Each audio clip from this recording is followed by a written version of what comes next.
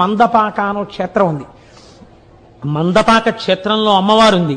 చంద్రశేఖర పరమాచార్య స్వామి వారు మందపాకకి దగ్గరలో తణుకొచ్చారు.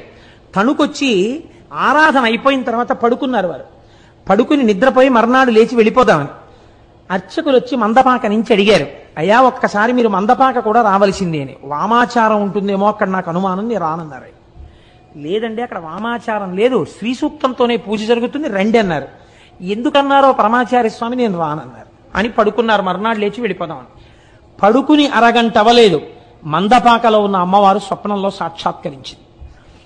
ఏమయ్యా బిడ్డ, నిన్ను రమ్మని కబురు చేసింది నేనే, ఇంత దూరం వచ్చావు, నాకు దగ్గరగా వచ్చావు, ఒక్కసారి నిన్ను చూడాలనుందిరా నాన్న, నీ చేత్తో అభిషేకం చేయించుకోవాలనుందిరా, నీతో కుంకుమార్చన చేయించుకుందామనుందిరా, నాకు వెళ్ళిపోతావా నా దగ్గరికి రాకుండా?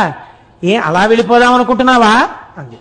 అంతే, ఉత్తరక్షణం లేచి స్నానం చేసి నడిచి మందపాక వెళ్ళిపోయారు. తెల్లవారేటప్పటికి పరమాచార్య వెళ్ళిపోయి అమ్మవారికి పూజ చేశారు. మందపాకలో ఏమిటో తెలుసా అండి, మీరు కావాలంటే వెళ్ళి చూడండి, పెద్ద దేవాలయం.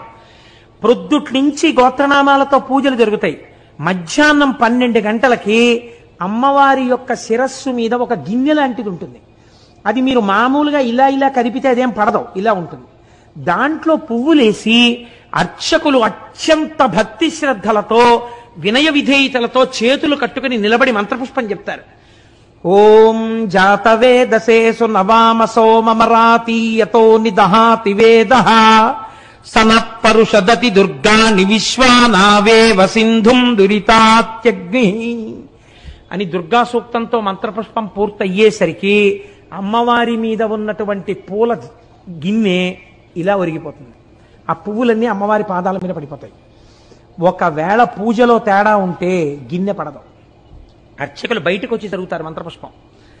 అప్పుడు పూజ మళ్ళీ చేస్తారు, స్నానం చేసి మళ్ళీ పూజ చేసి మళ్ళీ బయటకు వచ్చి మంత్రపుష్పం చదువుతారు. అలా ఒక్కొక్క రోజున 3, 4 కూడా అవుతుంది. అమ్మవారి మీద ఉన్న గిన్నె ఒరిగిపోయి పువ్వులు పడిపోయిన తర్వాత పూజ పూర్తయినట్టు. అప్పుడు ఇళ్ళకెడతారు అర్చకులు. ఆ అర్చకుల ఇళ్ళకి కూడా మమ్మ